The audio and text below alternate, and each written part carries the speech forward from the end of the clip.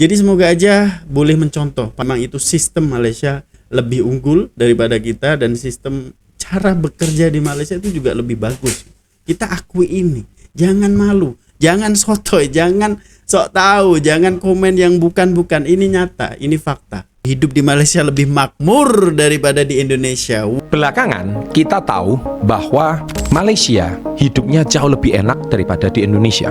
Apakah ini cuman karena kita lihat rumput tetangga lebih hijau? Begitu juga orang Malaysia melihat, wih, Indonesia sekarang udah jauh lebih maju daripada Malaysia. Nah, yang benar yang mana? Saya akan bongkar tuntas semua yang tidak dibahas di media, dan ini fakta dan realita. Oke guys ya, assalamualaikum, salam sejahtera semuanya. Apa kabar cuy? Ya, semoga selalu dalam keadaan baik dan semoga selalu dilimpahkan rezekinya. Amin ya robbal alamin. Oke, ini sisi gelap ya, sisi lain ya, sisi gelap. Kenapa nih rumput tetangga lebih hijau? Apakah seril itu, senyata itu? Dan ini belum dibongkar ya di media manapun. Jadi seperti apa? Aku pun penasaran banget. Jadi thank you yang sudah memberikan link video ini ya. Jadi kita akan sama-sama tengok seperti apa. Link ada di description daripada SB13 guys ya, yaitu hidup di Malaysia lebih makmur daripada di Indonesia. Tajuk guys ya. Jadi penasaran kan ya? Langsung aja kita play guys. Bismillah. Sisi lain. Ini mentor loh guys. Ini apa ya guys ya? Sahabat SB30, salam hebat luar biasa. Kembali lagi ke acara sisi yang lain. Kayaknya Anda sekarang lagi seneng ya. Success Before 30 belakangan, selain kita membahas financial, bisnis, pengembangan diri yang sudah berjalan 10 tahun, tapi sekitar 4 bulan belakangan ketika kita bahas sisi yang lain, wah, view-nya rame sekali, penontonnya banyak sekali, karena saya berani membahas statement yang mungkin tidak dibahas di media-media pada umumnya, tapi saya bahas dari the other side atau sisi yang lain. Nah, jadi problematikanya adalah sekarang sama-sama pemerintah ada korupsinya. Baik pemerintahan Malaysia ada korupsinya jelas, pemerintahan Indonesia juga ada korupsinya. Nah, kenapa kok Malaysia hidupnya sekarang lebih enak, makanan bahkan terasa lebih murah dan sebagainya, macetnya tidak separah Jakarta, Kuala Lumpur dibanding Jakarta nggak separah itu. Buktinya apa saja? Nah, sekarang kita mulai bahas satu persatu. Nah, PPN apakah berpengaruh sama harga? Sangat berpengaruh.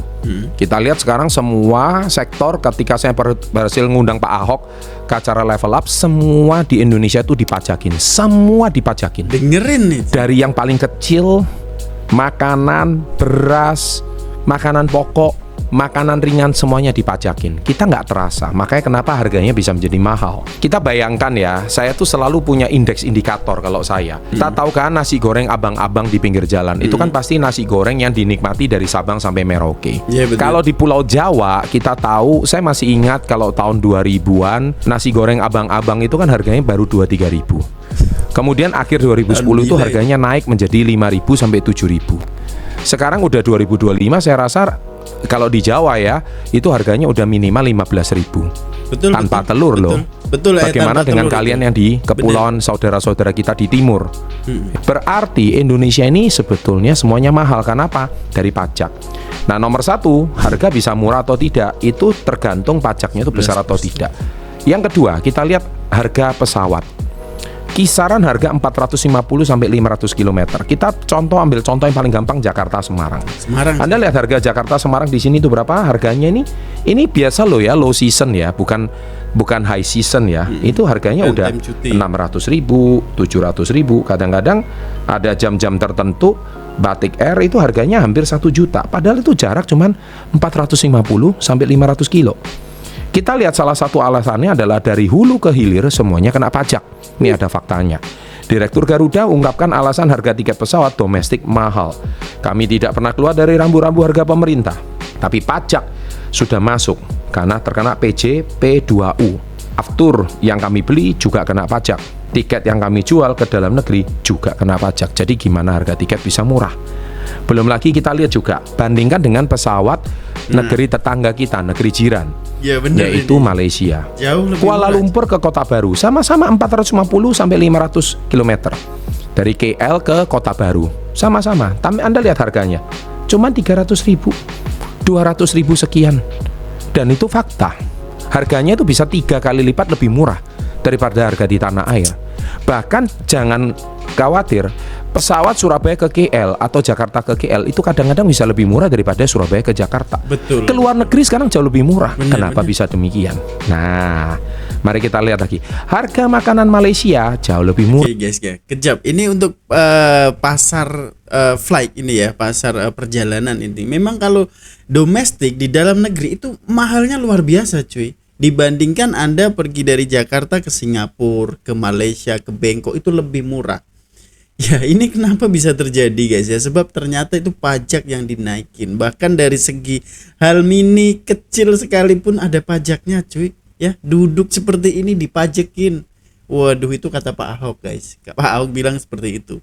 Ngeri nggak tuh ya? Lanjut. Murah. Harga Kita lihat harga pula. makanan paling gampang, lihat aja harga beras. Di Malaysia dan Singapura, harga eceran beras terbaru 2024 6.000 sampai 12.000 per kilogram. Ini Untuk 15. harga grosir bahkan lebih murah lagi. Harga eceran beras di Malaysia tercatat antara 0,4 atau 1,83 Malaysia ringgit atau 0,64 US dollar atau sekitar 2,92 ringgit Malaysia per kilogram atau sekitar 6.240 sampai 10.000 lah per kilo. Asumsi kursnya 15.600 per dolar AS. Sekarang kan kurs AS kan kurang lebih 16 ribuan. Nah, untuk harga grosir beras Malaysia tercatat sekitar 0,28 sampai 0,45 US dollar per kilogram atau sekitar 4.300 sampai 7.000 per kilogram. Sementara di Singapura harga beras tercatat sekitar 12.300 per kilo, di grosir tercatat sekitar 8.500 per kilogram. Nah, di Indonesia sekarang berapa? Paling tinggi di antara Singapura dan Malaysia, yaitu 15.000 sampai 18.000 per kilo. Bagaimana rakyat tidak menjerit? Kalau saya menilik dari video saya podcast sama Pak Ahok, ya nggak salah. Kalau Indonesia sekarang kok jadinya mahal sekali. Di KL, makanan harga 15.000 itu masih sangat layak dibanding. Oke guys, ini sedih banget ya kepada kita masyarakat kecil guys. Ini beras ya, per liter per kilo itu memang 15.000 cuy. Dan itu beras standar biasa guys. Ini Singapura lebih murah. Wow, apalagi Malaysia guys lebih murah lagi. Ini kok bisa seperti ini, padahal nih lahan di Indonesia cukup luas ya, sawah padi banyak, tapi harganya nggak bisa dikontrol. Apakah karena memang pajak lagi guys? Kita semakin terhimpit, sebab itu ada hashtag kita kabur aja dulu ya. Banyak sekali anak muda yang menyuarakan seperti itu guys, dia mau kabur dulu. Sebab di Indonesia lagi darurat seperti ini ya. Waduh kacau guys. Dengan di Indonesia. Di Indonesia sekarang 15.000 itu Anda paling dapat nasi goreng satu, ya, telurnya cuman kecil sedikit. Gak ada telur itu. Kemudian kalau enggak pun Anda juga hari ini nggak bisa kita bayangkan, semua itu mahal. Ya kalau misalkan kita lihat katakanlah seperti kayak nasi bungkus contohnya. Sekarang nasi bungkus 7.000, 8.000 harganya. Nah dari situ paling banter 2 nasi bungkus. Nasinya aja yang banyak, proteinnya tuh sangat sedikit. Nah, bagaimana makan siang bergizi yang dicanangkan oleh program Pak Prabowo itu bisa terjadi? Ya, nah kita lihat karena harga semua mahal. Belum lagi harga kesehatan atau rumah sakit. Mari kita cek. Ya. Banyak sekali cerita bisa kita lihat. Tiket PP lebih murah ke Pineng, ke KL daripada berobat di Indonesia. Makanya jangan salahkan orang Makassar, orang Medan, orang Palembang, orang-orang kayanya, mereka lebih memilih berobat di Singapura. Apalagi Singapura sekarang ke Malaysia maksud saya. Apalagi sekarang Malaysia itu berlomba-lomba bikin pameran hospital di mall-mall di kota-kota besar. Di Indonesia, di Medan, di Surabaya, di Jakarta, di Makassar, di Palembang, ya kan, di Yogyakarta, di Semarang. Ayo berobat, beli 2 gratis 3, beli 1 gratis 1. Ya seperti itulah. Nah akhirnya kualitas dokter juga rumornya lebih baik. Nah mari kita lihat nih, pasien Indonesia doyan berobat ke luar negeri, memperkaya Malaysia. Nah sekarang kita lihat banyak paket medical tour banyak sekali orang Indonesia berobat ke Malaysia. Bahkan ini ada seorang content creator bernama Muhammad Najib berkata, kita betapa hebatnya medical tourism di Pineng, tengok apa yang Sunway buat. Seberang Jaya dia buka Sunway Medical Center, sebelah Sunway Hotel Seberang Jaya, sepulang dari situlah Sunway Carnival Mall. Rawat di hospital, rehat di hotel, riang-ria di mall. Ini fakta. Betapa Sunway itu isinya orang Indonesia semua. Jangan-jangan orang Malaysia memang menarik orang Indonesia untuk berobat ke sana. Pariwisata lebih murah jalan-jalan ke KL daripada ke Jakarta. tiket pesawat lebih murah, hotel juga lebih murah, makanan lebih murah, bahasa juga mirip, berobat pun juga jauh lebih murah daripada ke Jakarta. Kita lihat seperti komentar tweet dari Philip Young, KL is cheaper and better in Jakarta in every way. Jadi maksudnya Kuala Lumpur itu jauh lebih murah dan jauh lebih baik di Jakarta dari segala aspek. Banyak Food is cheaper, aspek. makanan lebih murah. Itu benar. Kuala Lumpur kita lihat di mall kadang-kadang bisa, bukan kadang-kadang, jauh lebih murah Jakarta. Itu Kuala Lumpur loh. Kita nggak ke kota yang lebih kecil. Ke kota yang lebih kecil seringkali jauh lebih murah. Food quality is better. Makanan berkualitasnya jauh lebih baik. Wah, ini kita malu nih orang Indonesia. Serius? Minimum salary is 2.5 Serius? times more than Jakarta. Jadi gaji pun kadang 2-3 kali lipat lebih tinggi daripada Jakarta. Harga lebih murah. Public transport is adequate. Jadi kita nggak bisa pungkiri Jakarta sekarang MRT baru saja masih proses pembangunan, tapi di mana-mana transportasi publik di Malaysia itu jauh lebih layak dan jauh lebih memadai. The road are walkable. Jadi jalan-jalan pun itu bisa dilalui dengan jalan kaki. City are clean. Ya, kalau ini sih menurut saya sama lah ya. Mungkin yang dilihat cuma Jakarta, sisi-sisi yang lain. Tapi kalau jalan-jalan utama saya rasa bahkan Jakarta juga kadang lebih bagus dari Kuala Lumpur. Seperti katakanlah Sudirman, wah itu kalau malam juga atau siang itu juga nggak kalah. Seperti kayak jalan-jalan di Singapura ya, di Orchard menurut saya gitu. Nah tapi kalau sudah masuk ke dalam pedalaman ya tentu kita sudah mulai melihat agak kumuh dan sebagainya. Ya itu semua sama. Nah yang ditampilkan nggak bisa cuma dari jalan. Tapi kata-kata ini menurut saya cukup benar. Maybe I should just move here. Ini sebuah kata-kata yang menurut dia apakah saya harus pindah ke sini gitu loh ya. Jadi itu kata-kata dari beliau. So Oke guys ya, oke ini sangat malu banget ya. Yang dimana ini gaji UMR di Jakarta itu kisaran berapa cuy? 5, 6, 7 lah ya. Dan itu kenapa gaya hidupnya mahal cuy? Ya, dengan makanannya, dengan sewa apartemen, dengan transportasinya itu semuanya mahal. Belum macetnya lagi guys ya. Tapi kalau dibandingkan negara jiran nih, gajinya tinggi tapi bahan pokok untuk kehidupan nih ya, itu murah gitu loh. Kok bisa cuy? Ini yang membuat kita jadi rasa aduh sedih banget loh ya. Padahal pajak udah mahal, tapi kenapa bahan pokok semuanya mahal juga gitu loh. Sedih cuy. Indonesia bengong. Indonesia bengong ya. Oleh sebab itu jangan mahal-mahal. Di Indonesia makanan lebih mahal, berobat lebih mahal, harga obat lebih mahal, gaji UMR-nya lebih tinggi di Malaysia sedikit, tapi jauh lebih rendah daripada di Indonesia. Nah, mari kita sekarang lihat perbedaan Indonesia dan Malaysia. Kita mulai bahas dari sisi yang lain yang pertama. Yang pertama adalah dominasi BUMN dan GLC. Nah, kita bahas dulu. Indonesia itu BUMN mendominasi hampir semua sektor, energi lah, pangan lah, transport lah, termasuk yang bukan sektor strategis. Akibatnya kurangnya persaingan menyebabkan monopoli. Jadi BUMN ini nggak ada BUMN tandingan. Kalau sesuatu kompetisi itu tidak ada, jelas dia monopoli. Dan akhirnya menjadi mahal. Makanya Anda para pecinta sepak bola sekarang kenapa? Ya kita buka-bukaan aja. Kenapa kok menaturalisasi pemain Belanda itu dengan gampangnya menggaji miliaran itu gampangnya? Ya salah satunya karena Menteri BUMN ini adalah Ketua PSSI. Ya, tapi sebaiknya semua jadi lebih mahal. Bahkan kadang-kadang tiket pertandingan sepak bola di Indonesia sekarang bisa dikatakan paling mahal kalau pertandingan FIFA Matchday. Ya kan? Bisa jadi. Ya karena alasannya simple. Ya karena pertandingannya lebih berkualitas, kemudian pemainnya juga lebih berkualitas, tontonannya lebih layak dan sebagainya dan sebagainya. Nah, ini karena BUMN ini. Nah, saya bongkar ini sekarang.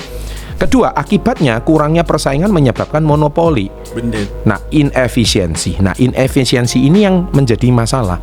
Anda lihat efisiensi itu apa sih? Efisiensi itu contohnya kita bisa bersihkan rumah ini dalam hitungan 1 jam. Inefisiensi itu kalau kita bersihkan rumah ini 2 hari. Pekerjaan 1 jam bisa kelar, kenapa kok Anda hari ini harus sampai 2 hari? Bener. Nah, itu namanya inefisiensi. Tentu biaya pasti membengkak. Nah, yang ketiga adalah harga barang atau jasa yang sangat tinggi. Itu jelas. Contoh, monopoli aftur oleh Pertamina yang menaikkan biaya penerbangan. Harga tiket jadi mahal kan? Sedangkan di Malaysia itu berbeda. GLC itu adalah BUMN-nya Malaysia. Fokus pada sektor strategis seperti energi yaitu Petronas, ya kayak di Indonesia Pertamina, dan keuangan Maybank. Selesai. Jadi GLC itu cuma fokusnya Petronas, Maybank, kelar. Sektor keuangan sama sektor energi. Dengan tata kelola yang lebih baik, hire profesional GIC.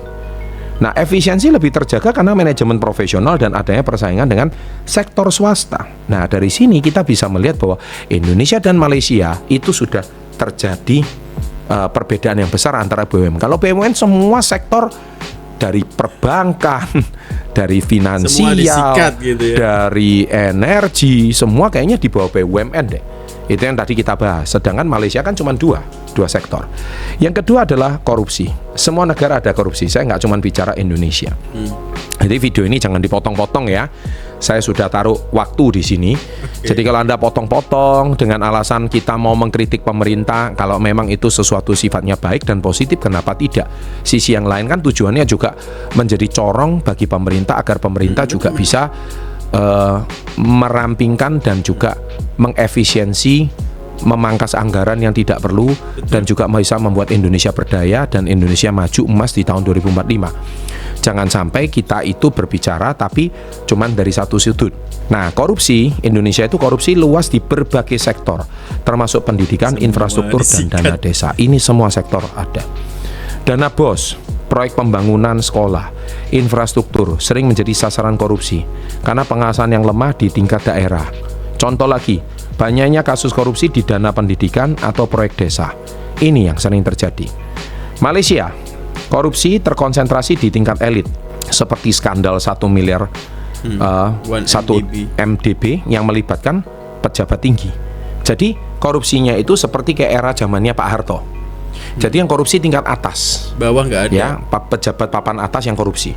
Meskipun skalanya besar, korupsi di Malaysia tidak menyebar luas sampai ke tingkat daerah yang paling kecil di Indonesia.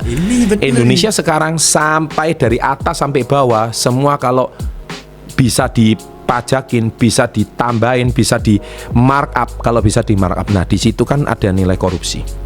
Nah, oleh sebab itu korupsi Malaysia, jadi analisa Malaysia ini mirip banget dengan Orba zaman dahulu. Korupsi terjadi di kalangan elit. Kalau Indonesia kan dari elit sampai bawah korupsi semua. Kalau di Malaysia enggak. Problem dari korupsi golongan elit ini, kalau Malaysia ini adalah kesalahan Indonesia di tahun 97 sampai 98. Masyarakat bawahnya akan terkena dampak. Apakah coba dikonfirmasi sahabat SP30 yang di Malaysia, bener nggak kata-kata ini terjadi? Tolong tulis di kolom komen kalau ada penonton dari Malaysia. Betul. Kemudian transport. Oke guys ya, untuk korupsi ini kok beda sekali ya. Ini seperti zaman Pak Harto dulu. Jadi Pak Harto ini menguasai guys ya. Jadi yang di bawah itu tidak berani guys ya. Tapi sekarang ini beda ya, beda banget. Bahkan di sektor ketua kampung nih ya, kampung dan di bawahnya ketua kampung ini pun kadang ada loh pelaku-pelaku seperti ini kan. Hampir semua dari elit sampai ke bawah, ke dasar bahkan ya. Gila. Tapi kalau Malaysia ini konon cerita seperti itu. Jadi untuk yang golongan elit doang. Ya, jadi kalian boleh komen lah ya seperti apa kelanjutannya ataupun seperti apa aslinya di sana itu korupsinya macam mana guys ya. Sebab nih setiap negara pasti akan ada, tapi antara minim ataupun hype-nya aja guys ya. Oke, lanjut ke transportasi. Indonesia, pajak bandara tinggi, monopoli distribusi aftur oleh Pertamina menaikkan biaya penerbangan. Semua dipajakin. Minimnya persaingan di sektor transportasi menyebabkan harga tiket pesawat jadi mahal. Contoh, harga tiket domestik sering lebih mahal dibandingkan harga penerbangan internasional. Ya kan banyak macam-macam. Kalau zaman dulu itu kan pajak bandara kita bayar sendiri 150.000, pajak ini. Nah, sekarang semua kan sudah jadi satu di tiket. Jadi otomatis ya kita tahu, maka itu harga nggak ada yang murah. Kalau di Malaysia, pajak bandara lebih rendah dan adanya maskapai berbiaya rendah, seperti kadang AirAsia, menciptakan persaingan yang sehat. Subsidi pemerintah untuk rute tertentu seperti Sabah dan Sarawak menjaga harga tiket agar tetap terjangkau. Nah, inilah yang saya tadi paparkan, yaitu Direktur Garuda sendiri sudah berkata seperti itu karena semua dipajakin. Dan yang keempat, nah ini yang paling vital, yaitu harga kebutuhan ini sedih pokok. Loh. Kalau transportasi proteksi pasar lokal. Pemerintahan Indonesia menerapkan kebijakan perlindungan terhadap petani lokal, khususnya pada komoditas strategis seperti beras. Hal ini dilakukan untuk memastikan kesejahteraan petani lokal untuk tetap terjaga. Salah satu bentuk perlindungan ini adalah pembatasan impor beras dan beberapa bahan pangan lainnya, sehingga pasokan di pasar hanya mengandalkan produk domestik. Nah, kemudian masalah yang timbul adalah produk domestik tidak selalu mencukupi permintaan, terutama pada saat musim paceklik atau kemarau, gagal panen. Akibatnya pasokan menjadi terbatas menyebabkan harga naik. Contoh, harga cabai nggak pernah stabil. Kadang bisa 1 kilo 10.000 kalau lagi murah, kalau lagi naik 1 kilo bisa 100.000, 10 kali lipat. Ya kita tahu sendiri kan. Kemudian inefisiensi di sektor pertanian. Banyak petani kecil tidak memiliki akses ke teknologi modern atau sistem irigasi yang memadai sehingga hasil produksi lebih rendah dibandingkan apapun. Nah, dari sini kita bisa melihat itu luar biasa sekali. Kemudian yang B, monopoli distribusi bulog. Ini juga terjadi di Indonesia. Penjelasannya adalah distribusi pangan utama di beras Indonesia dikuasai oleh Badan Urusan Logistik atau Bulog, sebuah BUMN yang bertugas mengatur stok stabilitas harga pangan pokok. Bulog bertindak sebagai penyangga harga dengan membeli hasil panen petani untuk memastikan harga tidak terlalu rendah lalu mendistribusikan kembali ke pasar. Masalah yang timbul adalah Bulog sering menghadapi kritik karena inefisiensi operasional seperti keterlambatan dalam mendistribusikan beras atau kurangnya kapasitas penyimpanan yang memadai. Dalam beberapa kasus, monopoli Bulog menyebabkan kurangnya persaingan di pasar distribusi pangan sehingga harga sulit ditekan dan mekanisme pasar bebas. Belum lagi ketergantungan pada harga tengkulak. Penjelasan, tengkulak adalah perantara bagi petani dan pasar. Mereka sering menjadi pilihan utama bagi petani untuk menjual hasil panen karena tengkulak menawarkan modal atau bantuan awal untuk petani. Tengkulak memberikan akses pasar yang lebih cepat dibandingkan jalur resmi seperti koperasi distribusi pemerintah. Masalah yang timbul, tengkulak sering menentukan harga beli yang sangat rendah dari petani, namun menjualnya ke pasar dengan harga yang jauh lebih tinggi. Dengan sedikitnya alternatif bagi petani, ketergantungan ini menciptakan rantai pasok yang tidak efisien dan merugikan konsumen karena harga bahan pokok meningkat di tingkat akhir. Nah, inilah kenapa semua problem yang ada terjadi di Indonesia. Dan ini sisi yang lain. Mungkin Anda tidak melihat dari sebuah sisi yang lain, sehingga otomatis ketika saya membahas ini, tentu Anda sebagai masyarakat harus melihat bukan cuma dari amarahnya, tapi sekarang kita melihat juga dari sisi yang sebaliknya. Dan ini bukan berarti tidak bisa, tapi kita berikan kepercayaan kepada pemerintah yang baru untuk bekerja. Semoga menteri-menterinya juga bisa mendengarkan video ini. Dan akhirnya ketika kita menjadi memberikan masukan yang positif, otomatis menteri bisa bekerja dengan lebih efektif, efisien, inefisiensi. Anggota DPR juga bisa memberikan pengesahan undang-undang. Kalau itu memang sudah harus dibuat undang-undang baru, maka banyak hal-hal yang bisa dipangkas. Nah, kenapa Malaysia lebih baik? Mari kita lihat dari sisi baiknya Malaysia. Jadi selama ini jangan lihat sisi jeleknya Malaysia terus. Kebijakan impor yang fleksibel. Malaysia lebih terbuka pada impor bahan pangan saat produksi domestik tidak mencukupi, menjaga pasokan tetap stabil dan harga lebih terjangkau. Kedua, beras impor dari Thailand atau Vietnam seringkali digunakan untuk melengkapi pasokan domestik tanpa mengganggu kesejahteraan petani lokal. Distribusi yang efisien. Malaysia memiliki lembaga seperti FAMA, Federal Agricultural Marketing Authority, yang membantu petani membasarkan produk langsung ke pasar tanpa bergantung pada tengkulak. Nah, ini kehebatan Malaysia. Ini bisa ditiru sama Indonesia.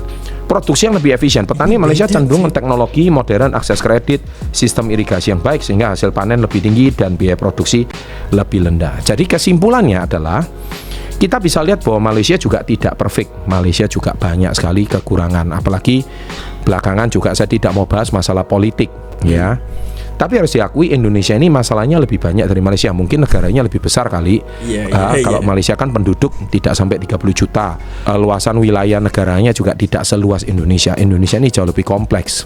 Luasan wilayah Indonesia ini dari Sabang sampai Merauke ini bisa berapa puluh kali lipatnya Malaysia, ya kan? Ini besar sekali. Belum lagi Indonesia ini juga penduduknya 10 kali lipat lebih besar dari Malaysia, almost 300 juta. Nah, BUMN Indonesia terlalu berkuasa. Niatnya itu baik, mau ngatur harga agar tidak kemalan, tapi BUMN menjadi kendaraan politik di Indonesia. Nah, seringkali pemerintah pakai BUMN buat bikin janji seperti menyediakan 10.000 tenaga kerja. BUMN-nya belum tentu butuh, tapi dipaksa oleh politik. Kemudian karena tekanan BUMN dipaksa profit. Apakah benar-benar profit? Kita nggak tahu. Jadinya mungkin mereka memainkan harga karena monopoli. Pengusaha nggak bisa bersaing dengan BUMN. Mereka monopoli pakai aturan. Akibatnya sekarang ini harga-harga pada jauh lebih mahal daripada Malaysia. Saya tahun 2009 itu saya first time ke Jepang. Waktu saya ke Jepang tahun 2009 itu, Saya masih ingat harga nasi goreng itu masih kisaran 5.000 sampai 6.000 rupiah. Sekarang kan harga nasi goreng itu udah 15.000 sampai 18.000. Saya selalu patokannya nasi goreng, mie goreng. Kenapa? Karena itu indeks harga yang paling rendah, karena itu makanan masyarakat sehari-hari. Istilahnya kalau mereka nggak mau makan di rumah, mereka jajan di luar segitu. Kalau para UMKM ini tidak bisa digerakkan, nggak bisa. Tapi kenapa sekarang dalam kurun waktu nggak sampai 15 tahun harganya itu bisa naik sampai 3 kali lipat, 300%. Sedangkan kita lihat di Malaysia harganya tidak sampai naik 300%. Mereka ada kenaikan tapi nggak sampai 1 kali lipat pun nggak sampai. Ringgit mereka juga dari dulu juga seperti itu. Saya merasakan sekarang kalau kita ke Jepang, ya saya barusan pulang dari Jepang 2023 yang lalu, ternyata saya tidak merasa Jepang itu semahal 2009. Ternyata bukan Jepangnya itu yang lebih murah, Jepangnya sama, yennya ada sedikit turun, tetapi Indonesianya sudah mengalami inflasi bahan baku dan bahan pangan yang berkali-kali lipat, sehingga kami merasakan ke Jepang tidak terlalu mahal. Itu yang jadi permasalahan utama. Semoga video ini juga didengarkan oleh semua pihak yang terkait, semua kementerian yang terkait. Betul, Pak. Semoga suara rakyat ini didengarkan, karena saya membuat polling di Success Before 30 tentang masalah ini, karena suara rakyat itu juga perlu didengarkan. Semoga para pemangku kebijakan, para pejabat, dan juga orang-orang yang terkait, saya sebagai pihak Success Before 30 yang ingin memajukan Indonesia menjadi lebih baik dengan kualitas SDM lebih baik. Kami bukan cuma bisa komplain, kami bukan cuma bisa mengeluh karena itu tidak baik, juga tidak menyelesaikan masalah, tapi dengan video ini saya bisa memberikan solusi dan sudut pandang yang berbeda. Dan harusnya kita jangan gengsi dan malu kalau memang negara tetangga lebih baik dari berbagai bidang. Khusus di video ini kita harus akui Malaysia di beberapa sektor jauh lebih mahal, jauh lebih maju dan lebih luar biasa. Semoga video ini membangun untuk kita semua. Sukses untuk Anda dan salam hebat luar biasa.